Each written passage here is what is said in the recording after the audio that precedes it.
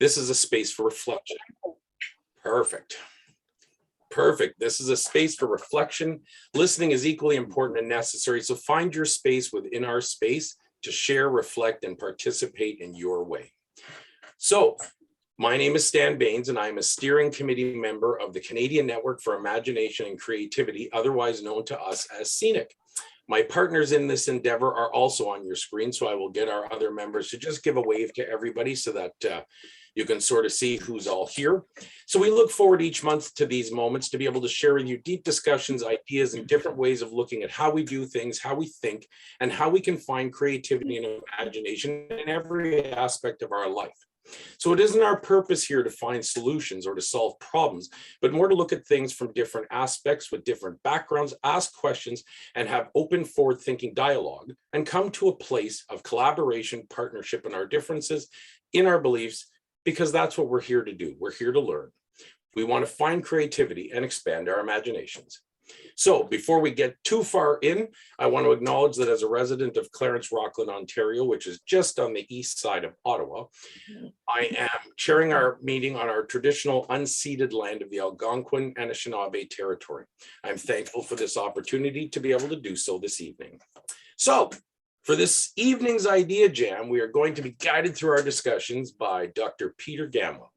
So Peter, who's on your screen there, is a former teacher and superintendent who has spent more than 3 decades studying creativity, leadership initiatives, and finding ways to break the mold of how we view imagination. He's an author and speaker, and I'm very, very proud to call this man my friend. So he is going to guide us through this evening on his topic of people who make the extraordinary happen and how you can too. So, as with all of our idea jams, we have several ways to participate in the discussions afterwards. Zoom has built-in controls so that you can raise your hand. This way, then we can capture you so that we don't miss you, because sometimes our screens are very large, so we kind of miss all the people that may be here. Don't be obligated to feel that you need to speak. Sometimes listening is just as good, but we want to make sure that you're very much engaged. So without more talking from me, I'm going to turn it over to Peter. So Peter, it is all yours. Everybody, welcome. Thank you so much, Stan. And I do just have to acknowledge how privileged we are as I'm looking at the screen here. We've got people from all over the place, from Scotland, Jane. We've got Gail from Australia. We've got that's just a couple that are leaping out at me. So it's a real honor. I don't think we'd have anticipated this when we started up CNIC those 20 months ago, but thank you for taking the time. So good evening. It's a real pleasure to be here with you. And I think the topic we are going to explore is even more relevant today than I had imagined when I decided upon it a few months ago. I had the privilege of having a dear, dear friend and mentor, until he passed away a couple of years ago, Dr. Bobby Moore. And the first time I heard him speak some 30 years ago in Newfoundland, he used to bring him there all the time because his mind was so magical. And he used to provoke us. He introduced me to the most amazing concept.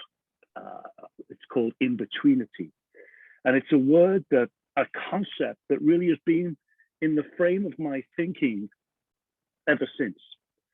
And indeed, Jane Daly and I, my co-author, we sort of set up the concept of the first book that we wrote based on the idea of Inbetweenity and Ages of Complexity. And it will feature also in the next book, which is coming out in April. But here's how he explained it. He said, we're living in a world of Inbetweenity, a time between times.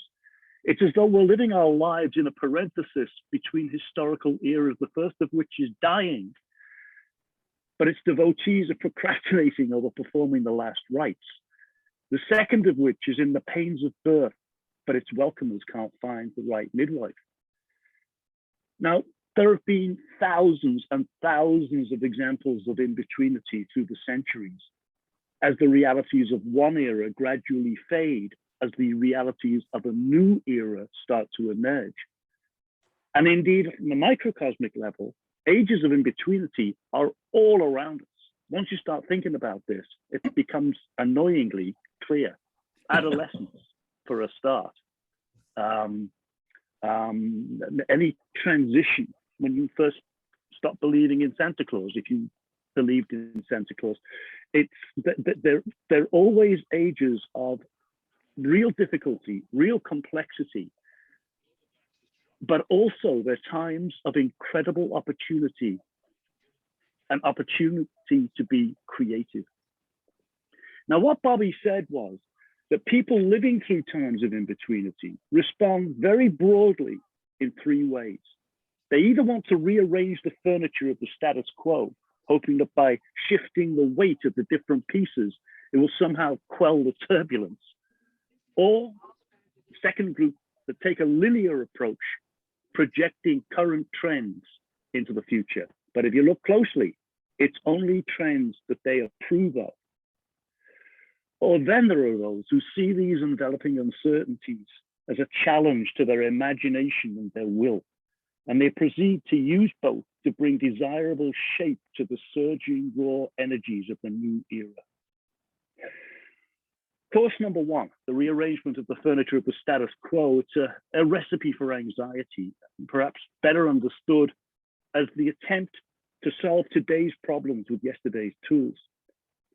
And Bobby says, and I can't help but thinking of what's going on in Ottawa as I speak these words, the people of this ilk tend to become one of the, or more of the three calamitous F's: frenetic, fanatic, fundamentalist, bound and determined to abolish the future in the name of the past.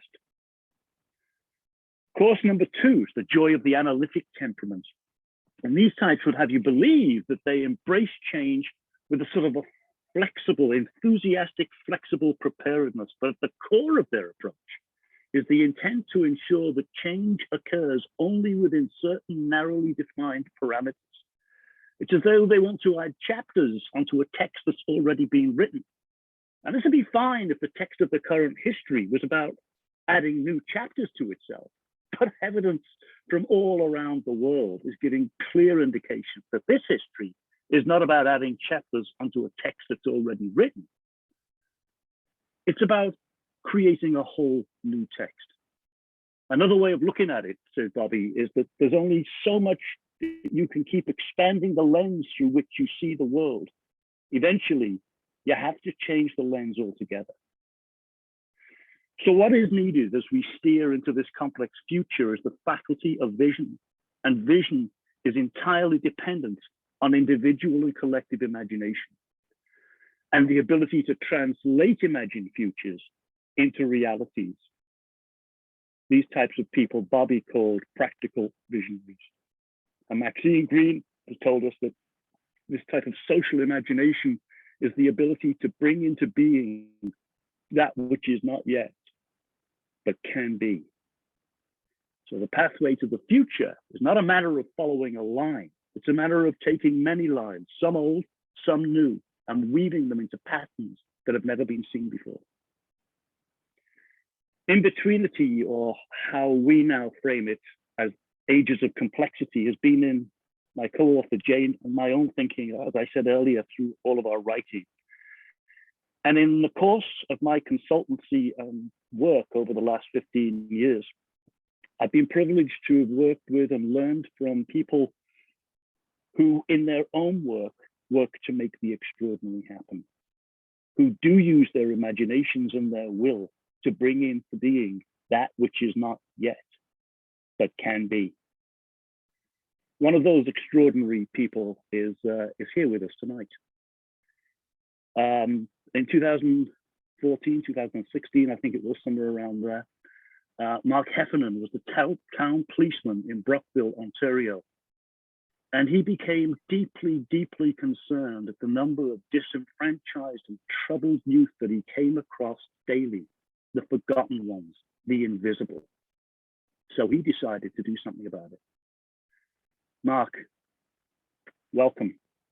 It's a real honor to have you with us this evening, and thank you for taking the time out. I'm going to ask you just a couple of questions, and then as we listen to you, I'm sure it will provoke lots of thoughts from the assembled people here, and we'll engage in some conversation. The first question, Mark, is this. Can you just please describe what you did? Yeah, basically I saw a gap for kids who were coming in contact with the police and the justice system. And my biggest thing was how can we stop this from happening? Because as you guys watch the news and everything else, it just breaks your heart to see these young kids becoming involved with the police and the courts and the struggles that they go through. So in short, we started a community program to help them. Was what we came up with, and I can elaborate on the why or what the program was, however you see fit there. So it was maybe I could just ask you to describe the program a little bit, Mark. What does it look like? Yeah. So what the program was, we found the gap, and I'm sorry for stuttering here, but we ended up noticing the gap in our system was for kids who were not attending school or who were suspended for only a day, 2 days, or 3 days. And what ended up happening was these kids, there was no interaction from the schools, community partners to engage them, to right the wrongs that they did, give them the help that they need to restore with victims that may have been there. And the way that I saw it was these are missed opportunities that we had to engage these kids, because the biggest problem was that, you know, our jails, 60% of the people in jails don't have their high school education.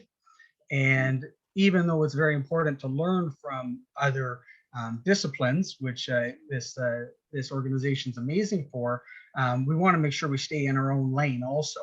And so I had to make sure that what was the policing benefit for putting our time into this, and we really researched how could we do some targeted prevention to engage these youth.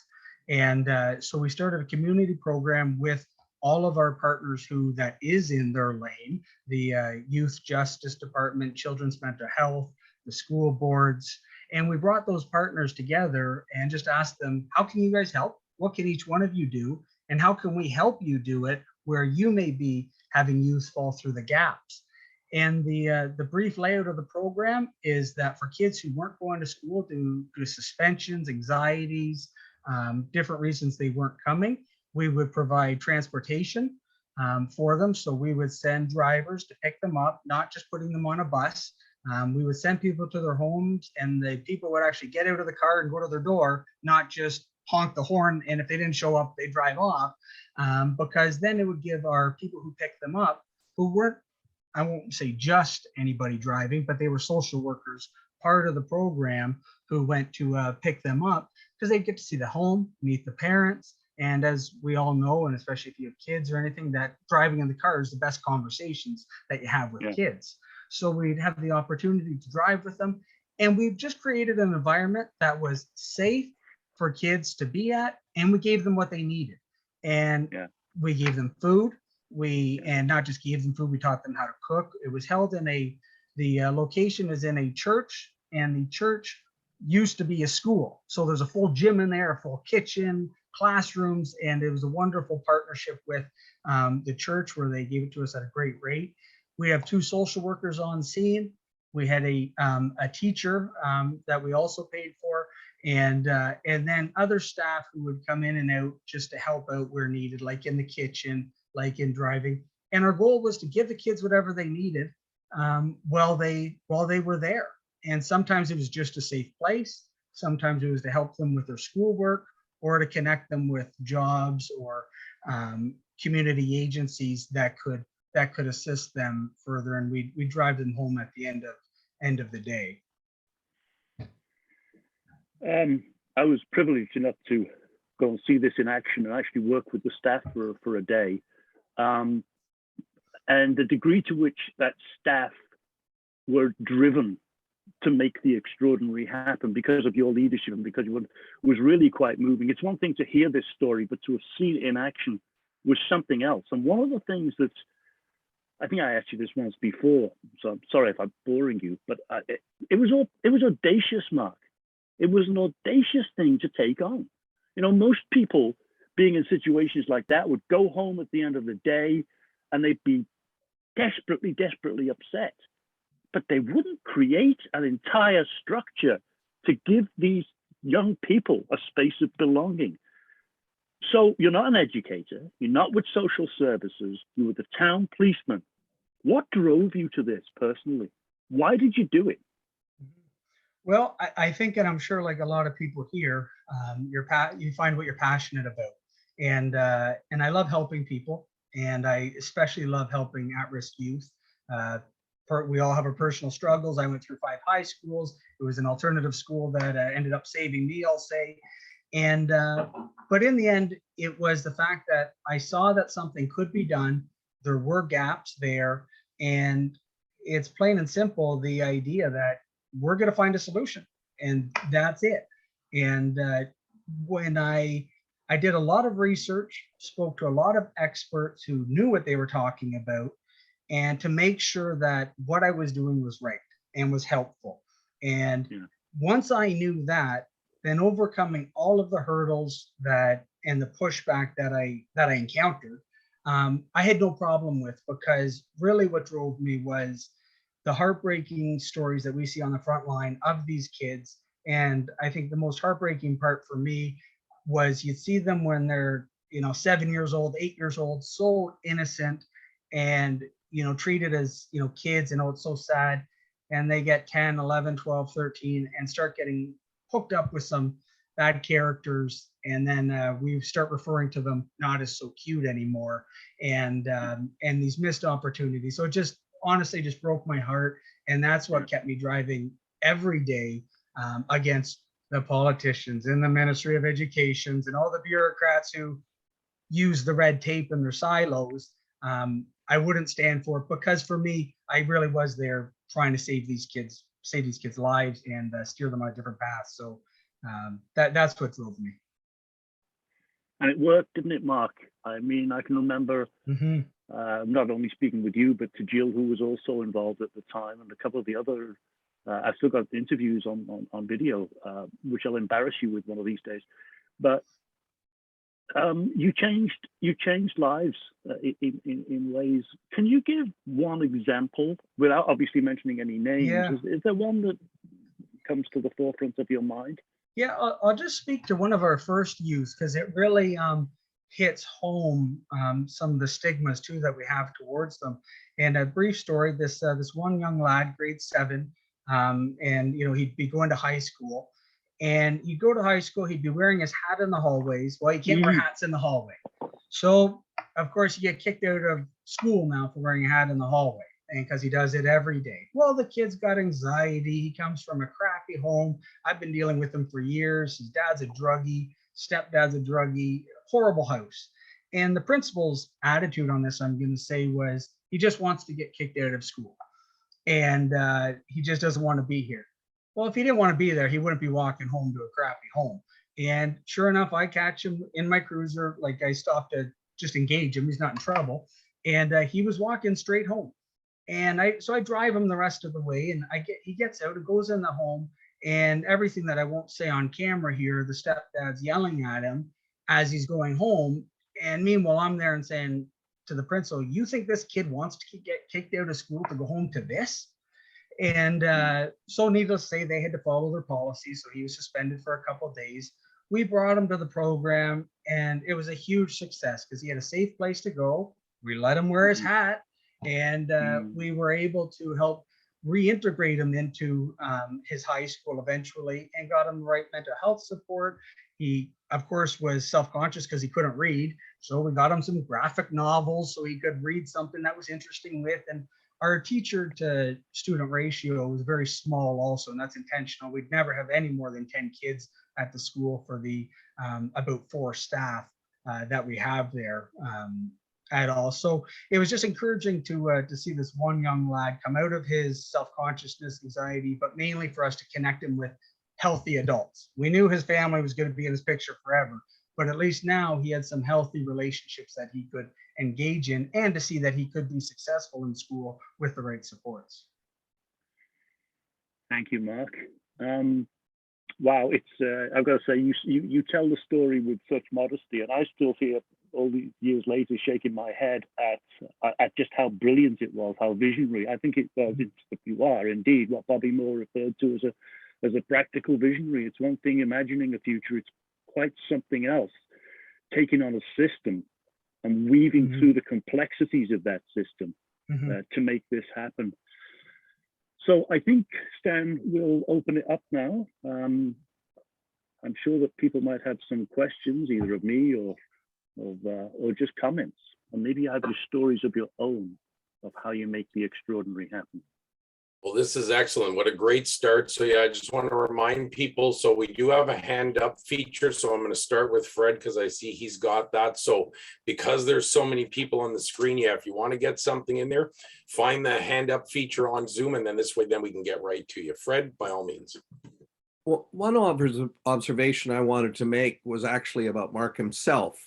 Because of the struggles and the difficulties that we undergo sometimes, they create in us a capacity for others.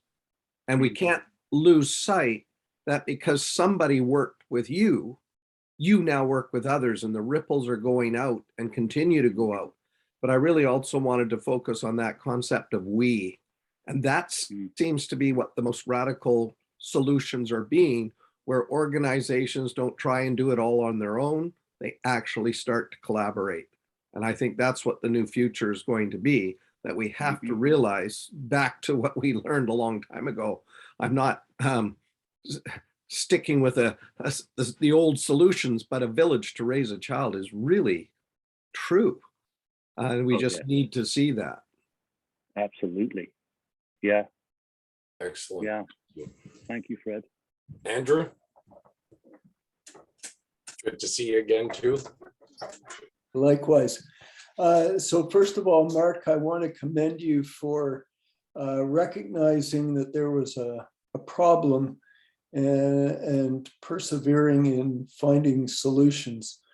I think that what you did really cuts to the core of so much of what we say we want to do in education, which is help people realize their potential.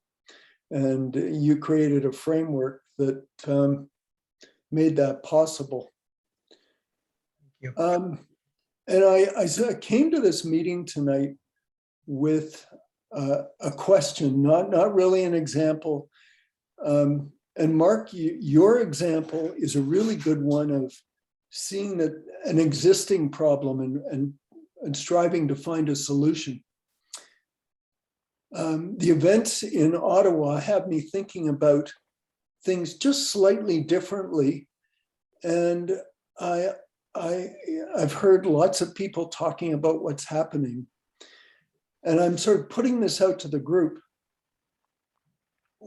I can't help but think sometimes the problems we face are indicative of a failure of imagination. And by that, I mean, sometimes we're presented with a problem and we strive for solutions. And sometimes the failure of imagination is to anticipate the problem that's coming at us before it hits, before it arrives. And once it arrives, then we've got other issues. So it's really about that failure of imagination. Mm-hmm.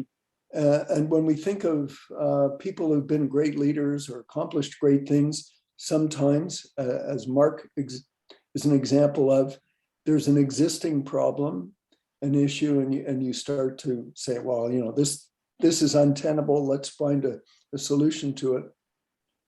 And yet there are other times when we lack the imagination to anticipate. So I'm wondering how we build a capacity to imagine rather than simply respond. So that's my question for the group. This is where so many of our adventures as we go expand on the ideas, and that's a great place to continue, right? So one of the things that drew my attention within all of this is exactly that. What's happening downtown? What are we seeing, right? What changes have we come as a student within our system? I still come from a time where we were still learning the old ways, the Mr. Muggs, the doing phonics, the repetitious learning, right? Where as an education worker now, although I'm not a teacher, I'm in the system and I can see those changes. You sometimes have to look and wonder, are we doing things for the sake of changing, right? Are we just updating for the sake of changing? So somebody had mentioned in the comments about wearing a hat. Well, yeah, when I went to school, wearing a hat was sort of sitting, yes, you can wear a hat. No, you can't wear a hat. It depended on the teacher, depended on the generation, right? Well, sometimes something so simple like that can mean the world of a difference. So it's interesting, Mark, that you caught in on that, that if that was something where that was a high anxiety point for that student, then just that small, simple change may be the world of difference for that learning, right? So John Yellett. Hi, everyone, and thank you, Mark, for your story and especially for your work. I was an elementary school teacher for a couple of decades, and then started teaching at university, teaching educators. And the hat thing has never quite set well with me. Actually, not even quite set well. It's really I find it a bit of a trigger, actually, because we often tell students to be nice, but often in some schools I've worked in, the first thing teachers would say to students when they came in the door was take off your hat, instead of good morning, hi, nice to see you. I wear hats a lot. So, and sometimes I have books going into school, like both arms filled. So I didn't take off my hat until I got to my classroom. Like I'm okay with, kind of having the rule of take off the hat or whatever. Although even then it irritates me that it becomes such an issue. It's really, there's something quite wrong with that narrative, that we can't seem to just let it go. Like it's not important. I'm looking at Stan here, and if we were to say like everybody had to have their hats off to participate in this, well, Stan, you still have your hat on. It's really, it's bizarre. So the other question I guess I have is looking down the road. I did teach, I've been reading stories. I've found some stories recently they were brought to my attention online of a student I taught in grade 5 who was also kind of cute at the time in some of the ways, but he's also perceived as the bad kid. He was 10 years old, 9 or 10 years old. And now he's in his 30s, and I've read some stories about that he's of no fixed address and been involved with the police and quite serious, crimes. And I've thought about reaching out to him and reminding him of who he was when he was in grade 5. A nice kid, we connected a lot because he was an artist as well, but in every other way, he was a problem in school. He was seen as a problem. And I'm just, I've hesitated, but I'm not sure. Like when do we give up? Because I heard you referring to, the stepdad and the dad as a druggie, and so do we give up on them too? I'm just wondering, when do we give up and when do we continue to reach out? And if I may answer there, just from my perspective, I a couple of thoughts. One, you focus on what your sphere is and where you can influence. And in my case, it was the boy, not the parents at that time. And I've engaged with many parents also, but it's where can I actually have the influence? And then in terms of give up, I personally say never. What actions you can be doing, you have to judge along the way. But I would say if it's coming across your mind to reach out, then I'd be reaching out to that person. And I personally always erred on the side of caution. I never cared if anybody waved back or told me where to go or anything else. I'd always err on being nice and saying hi and doing that, because then I know I acted and did what I could do. And even though I'm fully aware I'm the police and sometimes people don't care for us, but then also sometimes people pretend they don't like us just because who they're around. But I fully know that them being shown love, they can't hide that at nighttime when they're dealing with their conscience, and that's what they need. And I've also seen people turn their lives around at all ages, from when they're kids to adults, that because of seeing that, I've got hope for people. So I think it's always worthwhile, but of course measuring, our own time and everything else to what's appropriate. But I think, hey, I've done the same thing where there's people as kids who I engaged with end up in jail and everything, and I said, I can send them a quick note, and that's all I can do, but it's the one thing I could do, and you're doing that. So that's my 2 cents on that. It reminds me, I was reminded yesterday in a conversation with somebody of the story of the hummingbird, and the massive destructive fire had started in the forest, and the hummingbird was flying out of the forest, getting a tiny droplet of water, and they kept going back in. And one of the animals said, "What do you think you're doing?" And the hummingbird said, "I'm doing what I can." And so, to respond to John, I don't think you ever give up on anybody. You do what you can. I mean, we've all got spheres of influence, all of us.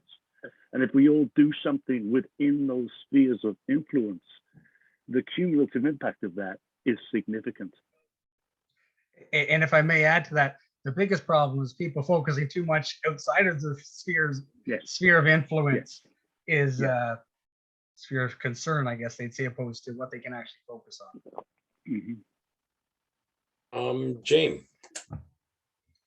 Hi, yeah, thank you. Peter, I'm curious about like the I don't know if it's tension, but this idea of Inbetweenity versus age of complexity. And I see a lot, one of the biggest challenges is helping people or creating an environment where people look beyond the obvious, because we're under so much in the age of complexity, and where change is so quick, we don't have time, and we're under pressure to find solutions. So we tend to jump to the first solution we see, rather than being able to kind of look and be given the luxury almost of seeing what else is out there. And so I wonder whether there's something about in our increasing world of fast pace and all those kind of things, actually whether Inbetweenity, or at least a time to pause, becomes even more important to enable us to just take stock and properly look, rather than, and that could be pausing for yourself for 10 seconds to take a breath before you jump in and respond to somebody. Equally, on a bigger scale, it could be a team taking a collective afternoon to sit down and say, okay, well, actually, what are we trying to do, or those sorts of things. So I'm curious about that, how Inbetweenity perhaps becomes more important as we get more complex and more fast paced. Just to respond very briefly to that, it's actually quite interesting. You in the next book, which I'm going to advertise at the end of this, Jane and I actually spend a chapter talking about that very thing. We list 10 I think we call them priorities or concerns, things we need to be thinking about to model in our education system for children as they deal through these stages of complexity. We stop, while the concept of Inbetweenity I just love, the reason we've shifted to call it ages of complexity is because in times gone by, when one era was starting to emerge to subsume the previous era, there seemed to be a logical next step. But now it is so chaotic that I can't see a next landing place. Maybe that's just because you never can when you're in the middle of it. But I think for all sorts of complex reasons, again, which we outline in the book, that's why we shift to the concept of ages of complexity. So Peter or Mark, right? So have we reached a place, right? As you said, like it's hard to see when you're in the middle of it. So as the generation has rapidly shifted, so if you take a look, right, especially in education, in the changes that have rapidly occurred since the late 90s and the 2000s, right? Can you see where are we building a trend that are we setting students up for success in this continuum, right? Or are we setting the world up for success? Or are we currently creating kind of a quagmire of confusion based on not being able to actually reach through to people. So I've been reading through some of the comments, and it's trying to dealing with the hats, dealing with hoodies. Like, are we focusing on the wrong places?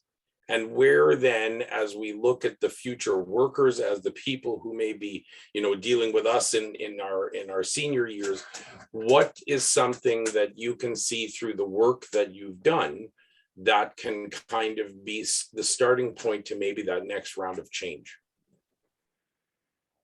I'll take a crack at that to start out. As I look through the participants here this evening, I see some of the amazing people I've had the privilege of working with. The difference that they bring is their mindset. Conventional, traditional models of schooling are rooted in deficit thinking. And that deficit thinking is built on hierarchies of understanding. Our understanding of leadership is very hierarchical. Stan, we worked for many years to try to flatten the hierarchy. And we saw when you came to Australia, you were a school janitor at that time, I believe, were you, Stan? And when we were speaking to the International Principals Association in Cairns, Australia, and when they found out that Stan was not only not a principal, but he was the school custodian, we got a fascinating and rude response, did we not, Stan? Yeah, that was really interesting, right? Very interesting. Yeah. Indeed. And so it's mired in that hierarchy of understanding, as is our understanding of intelligence. We judge kids on two elements of their intelligence. That's the only thing we mark them on for many years. And then there's the hierarchy of who's creative. You walk into a kindergarten classroom, you don't even need to ask them who's creative. They're bounding away, they're building towers and knocking them over. They're using language and just practicing everywhere they go and being creative. You go into a grade 2 classroom, ask them who's creative, and you get a few hands going up. You go into a grade 8 classroom, I've done this so many times. And first of all, it's sort of embarrassment and people are looking around. But then eventually, do you know what they do? The kids in grade 8 classrooms. Any idea? Nobody? Yes, go on. Who's that was going to? Sarah? No, I thought Sarah just, all right, I'll tell you what they do. They point away from themselves to somebody in the classroom who they associate with music or art, or sometimes very clever scientists. But the point is, the system has trained them that they are not creative. It's rooted in deficit thinking. And that's what's consumed me all of my life, is how do we create the conditions to spark imagination in those children from the very beginning right the way through? What are those conditions and how can we set them in place to awaken the brilliance that lies within everybody? And see, this is where, as we have this discussion this evening, and again, one of the things that always kind of the takeaway from it for me is that there's so much brilliance and so much thinking that can go on, and we miss it sometimes, right? And like I said, we focus sometimes on the change for the sake of change, but then we're not looking 2 or 3 steps ahead down the road to go, okay, if we do this right now, what's going to be the long-term effect? Well, Mark, I'm going to aim this back at you again. So as you see some of the success stories coming out, was this the vision that you had in place when you started with this, right? Like where, as this was a passion for you, where then can you see somewhat, not the end goal, but how will this continue to roll through as you watch this generation kind of come up? Mm-hmm. Yeah, my goal, and I'll say what I'm good at, is starting things and seeing who is best to run it and best to keep it going. So my goal was to fill the gap and get this up and running, and to, I will say, to inspire the community and the agencies that this is in their wheelhouse and that they are the professionals in, to take this and keep running with it and allow it to grow once they could see the possibilities. Because usually what I get engaged in are things that they don't think is possible. I want to show them it's possible. And once they see that, then they're off to the races. And that's where this program has gone. We got it started and it has evolved since then to, and I just wanted to say, where we do a summer program partnering with Family and Children's Services, because we know that they have a horrible graduation rate, people who are in care. And so we get the 10 students straight for the summer, we get them 4 credits, get them paid, get them job experience, and boom, they're out there. But this grew out of this program due to partners who came to the table. So I hope that it keeps evolving, just like it has with COVID, where we're doing online one-on-one teaching and trying to engage kids. And that I'm more encouraged for the partners that we brought to the table to see what was possible than I am for the youth that we touched. That was beautiful, but agencies changing how they view what they can do is where I find the real hurdle. And back to the last questions that we had there, I find that it's not that people don't want to be creative or don't want to solve. I think we take for granted that we know how to, or we've been taught, or the connections that we've had. And I say from the mentors I've had in my life to think outside of just the policing box. I was very surprised, and I admit I was not that patient with people when they wouldn't see things the same way I did. And I was like, well, how don't you know this? And I forgot all the good people that had allowed me to think in this way. So for kids, teaching them to discern and ask questions, and to teach them how to ask questions, and for adults, teaching them the same thing, is what really struck me in the adult world. I just thought adults would know how to do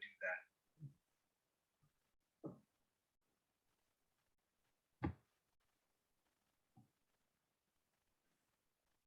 Michael.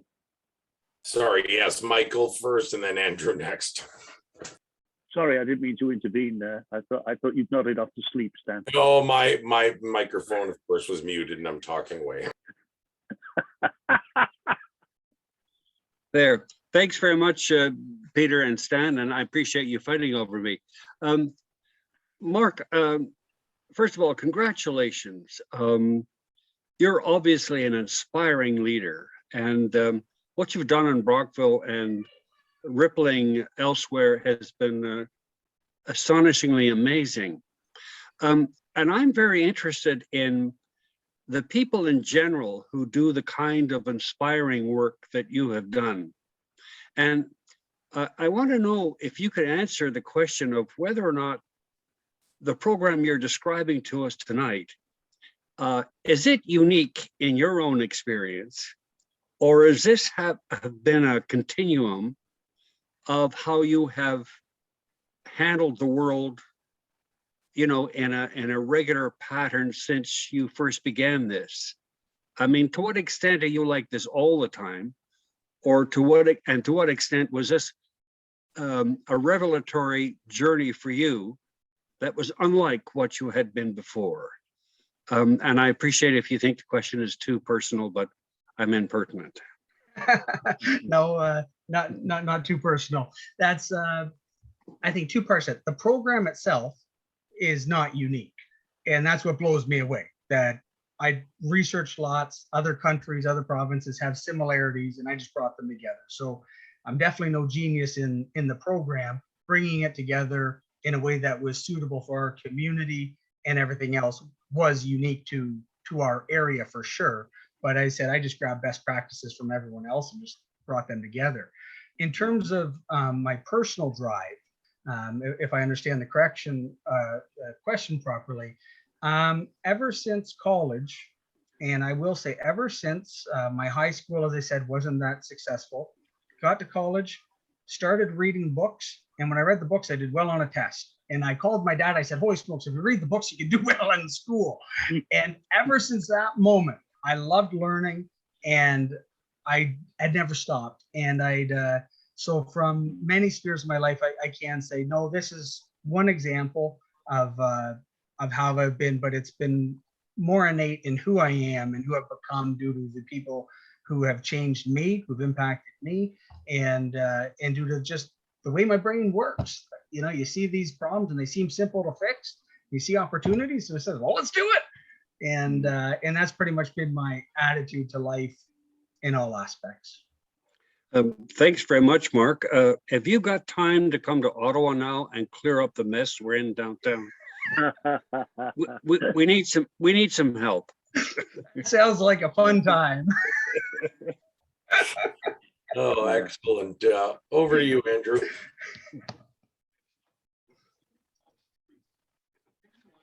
Oh, now you're doing what I did. You're still muted.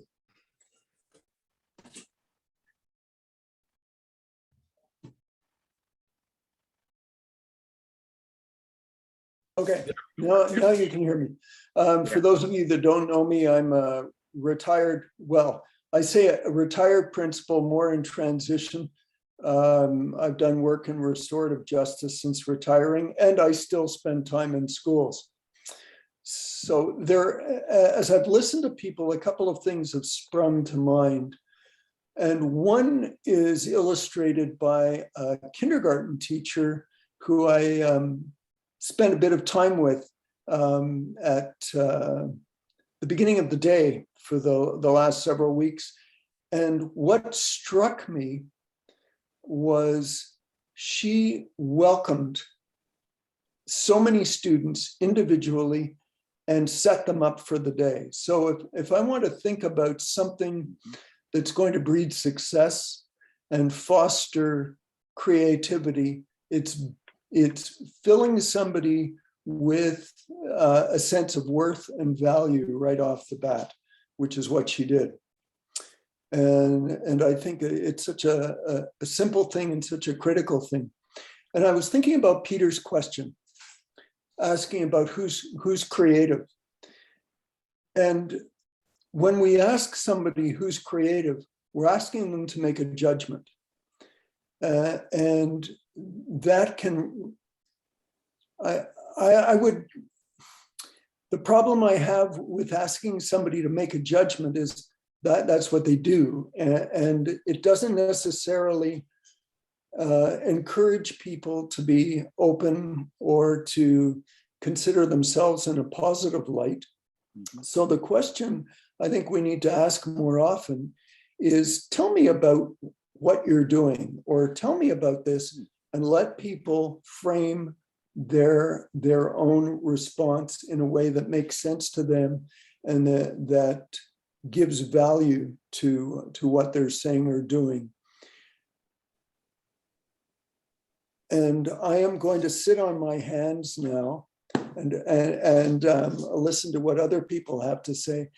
But I think I'll just close by saying, as an educator, I think of, especially when I was a principal, the teachers who really inspired me when I observed what they were doing were the teachers who created a community where every student not only felt valued, but learned how to value each other.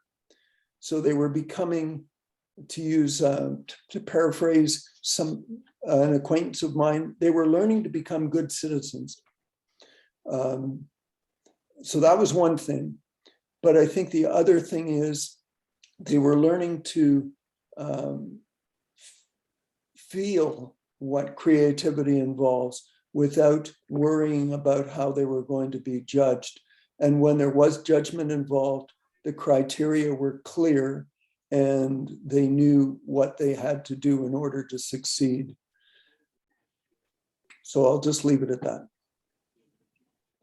Thanks, Andrew. I think if I recall correctly, remembering through the messages, I think it was Jennifer Anderson Norman who said, yes, it was. We need to greet one another with empathy and understanding whenever possible. It's not always comfortable to check in with ourselves before we encounter others, but it's a necessary step in adopting a disposition of humility. And that's exactly basically what you're talking about, Andrew. And having had the opportunity to work with you, you do display that. And this is, I think, where we need to really start to tap into with people, is that in order to seek what we may be missing, it's to have that understanding with them. Goran. Yeah, thank you so much, Peter, for this wonderful invitation to kind of explore this concept of Inbetweenity, because I think it really helps us situate ourselves into something that, you know, we might feel is very new and novel for us, and it's maybe perhaps to some extent liberating and empowering and encouraging to sort of realize that we've actually gone through this, you know, many times in history. We're just kind of in between, and I really appreciate how you kind of framed that as an opportunity space.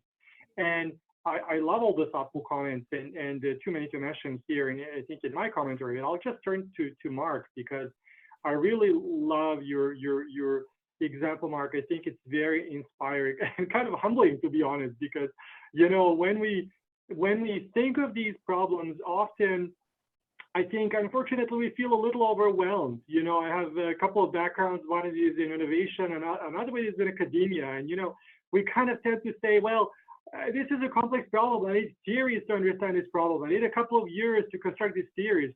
Or, you know, from the innovation perspective, you say, well, I don't know how to do this. You know, I need a partner, someone that's done this on the ground, you know, before I even try to do this. And what's astonishing in your example is that you kind of said, you know what, I'll figure it out. I'll just consult the experts and I'll do it. I mean, how did you muster the courage or the wherewithal to sort of dive into this with such a kind of desire to make change and actually make it happen in dealing with all these experts and folks from different fields? How did it work for you, that process? Yeah, I think I had 2 or 3 things going for me. One very obvious, the fact that I'm a police officer, just the uniform gets me through the door. And I used it for that because I was helping the kids. And that allowed me to get a lot of meetings with people. My second thing is I always assume the best in everybody. And that I find with other agencies who I deal with, they usually bring a lot of baggage that agencies have towards each other. And I don't have that because, one, I'm not part of any of these agencies. 2, I got a short-term memory. So I'm like, I don't care. And that has helped me more than hurt me, having that attitude and showing the people who are at the table the possibilities that they have. And because in my mind, I'm like, well, if it makes sense and it's a good thing, how do you say no to it? And really, I just wouldn't stop until I got a yes to figure out what it was. And sometimes that would take years with certain clients, but really just trying to understand, trying to listen to where partners were coming from and eating a lot of humble pie. But back to what I said at the beginning, for me, it was remembering it was for those kids. I had a tangible in my head that was very real, was very sad, was very emotional. And me, I hate boards, and I'd rather be on the street in Ottawa right now. I'm like, I hate committees and that stuff. But I knew that was my battle that I was able to fight. And so that's what drove me. And thankfully, as I said, the short-term memory and a sense of humor really helps keep moving forwards. Thank you.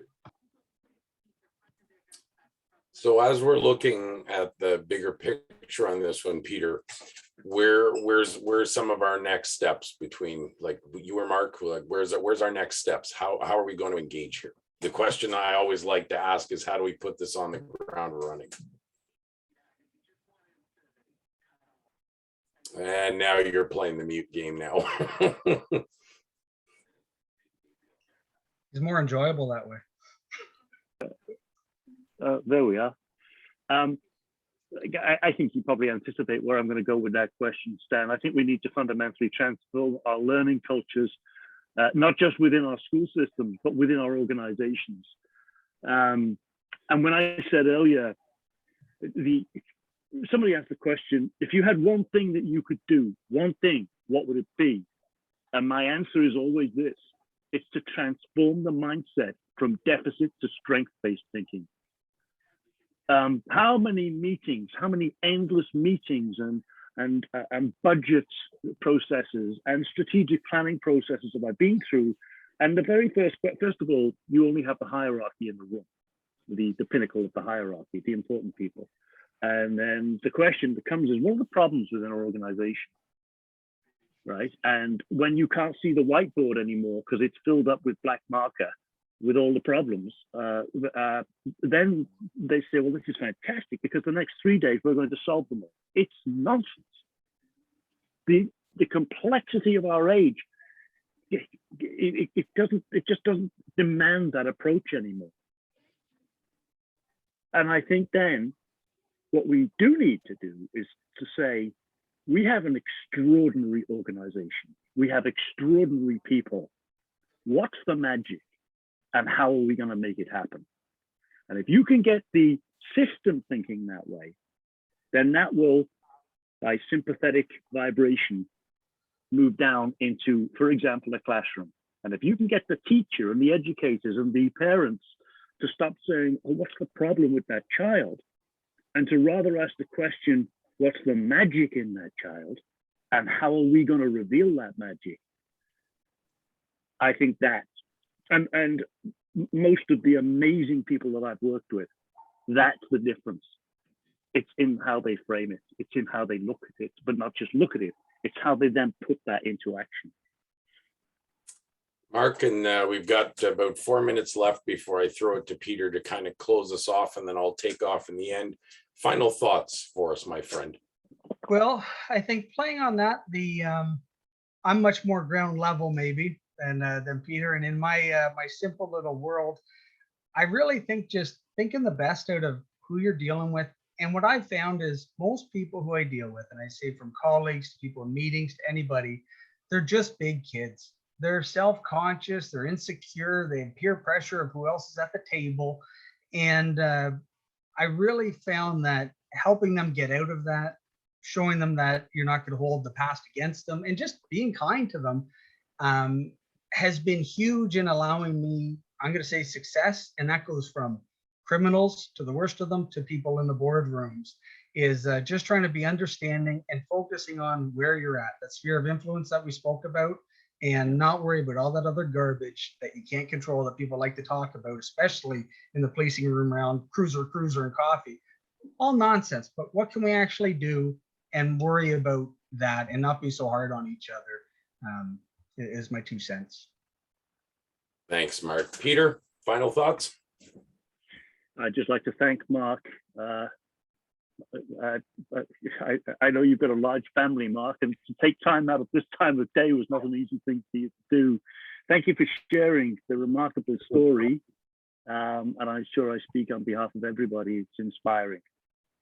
And thanks to everybody for taking this time to spend an hour with us and to share so many of your ideas. Thank you, Peter and Mark. It's wonderful. Thank you so much.